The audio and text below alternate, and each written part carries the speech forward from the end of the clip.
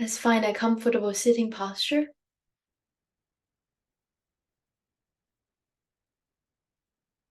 And begin your practice of grounding, progressive relaxation.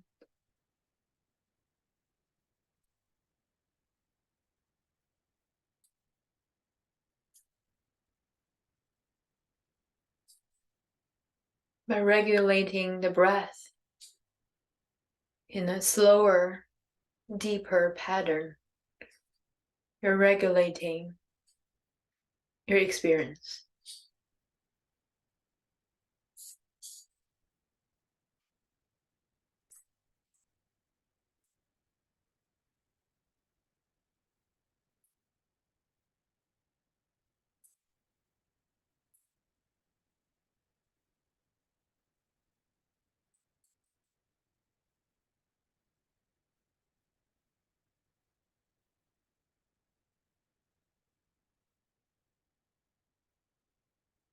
And allow the body to chill and relax.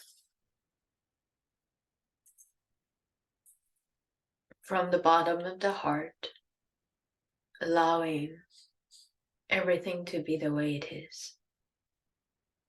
And be content about everything.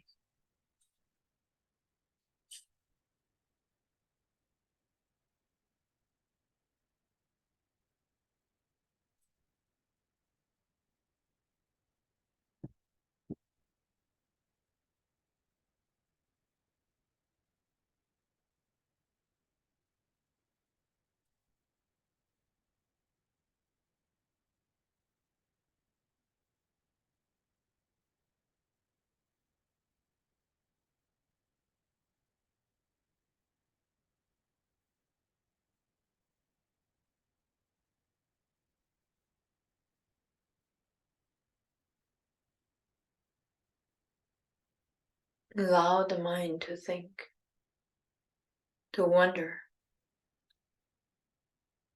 Allow the thought to exist in any form. And allow the body and the mind to rest into this observance.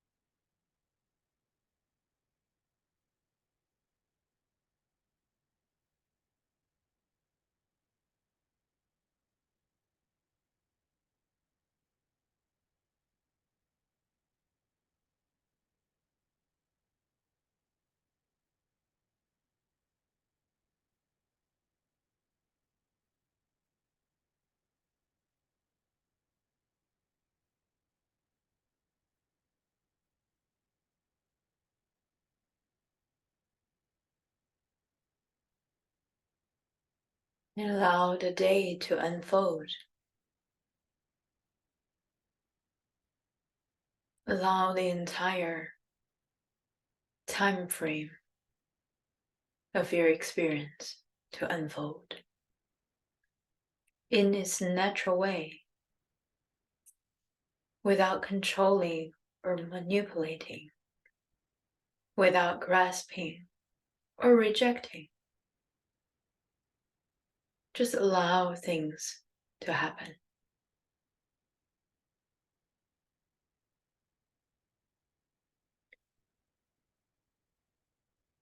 Imagine this unfolding process is like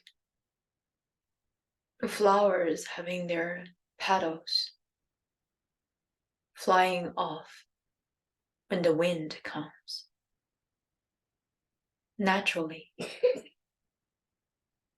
maybe one at a time, maybe several at a time.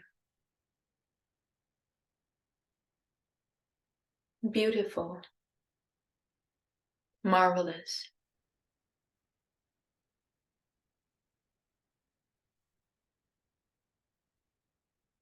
You're just allowing this process to happen.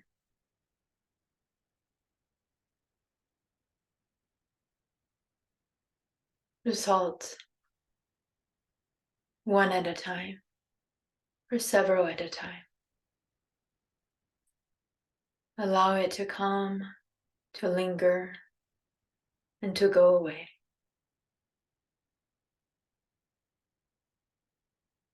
And you rest and observe.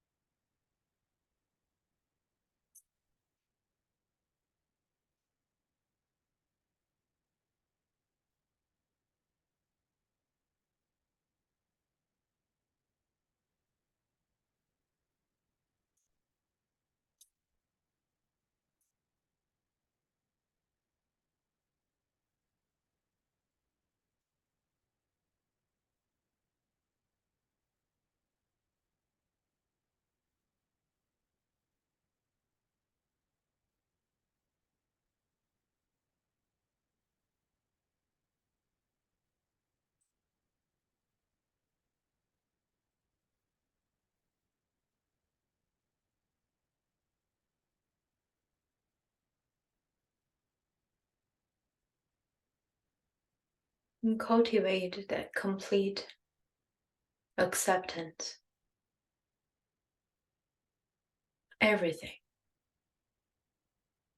No good, no bad, no neutral. Accept everything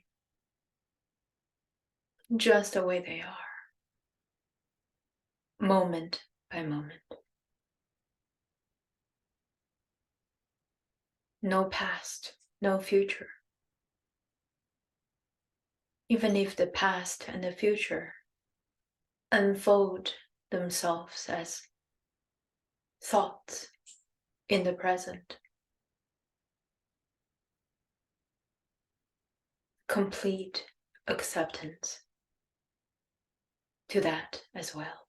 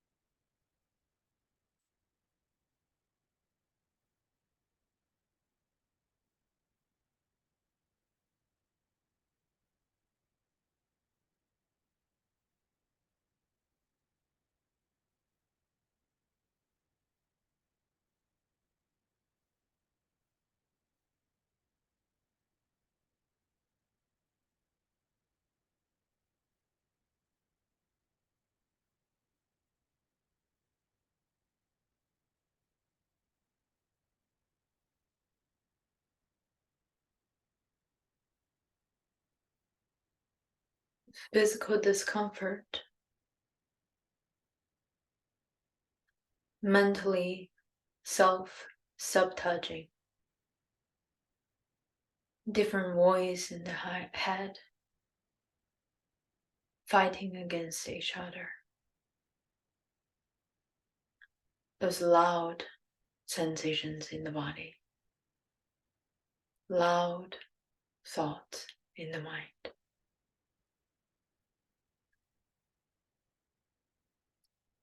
Complete acceptance to all of them.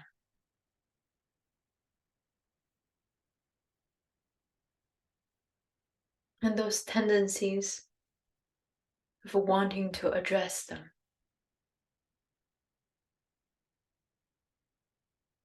physical discomfort, want to move around, to want that discomfort to disappear.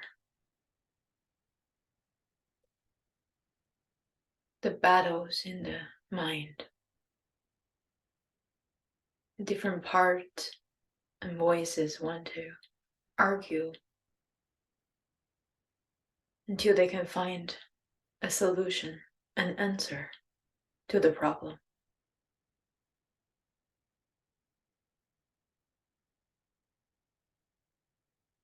Complete acceptance to these phenomena as well. Allow them to exist. Aware of them. And allowing them. And then rest.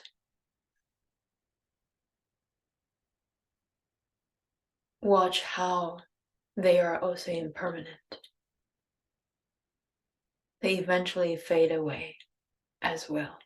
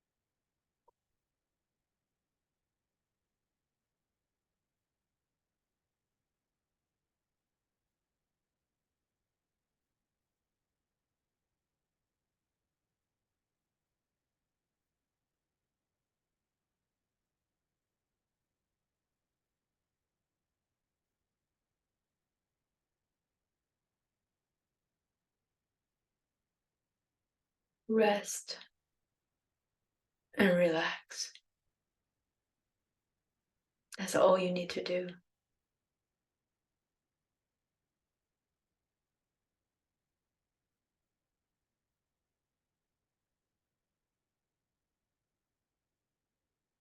When you feel completely rested and relaxed, cultivate just a little bit of clarity. And that's your meditation practice.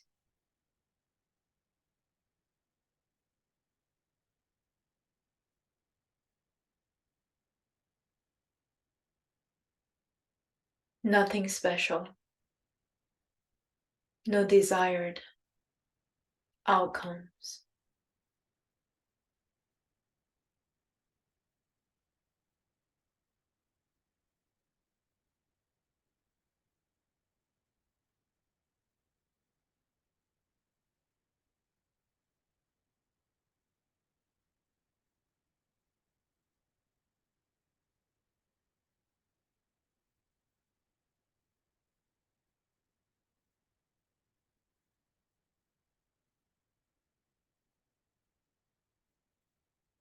On your next inhale, slowly wiggle the body, gently side to side.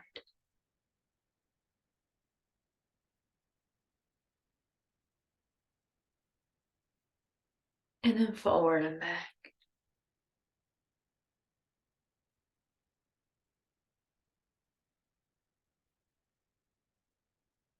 And roll the shoulders up, back and down. Wiggle the fingers, the toes, wrists, ankles. Today we're going to review the Yoga Sutra, starting the 12th Yoga Sutra.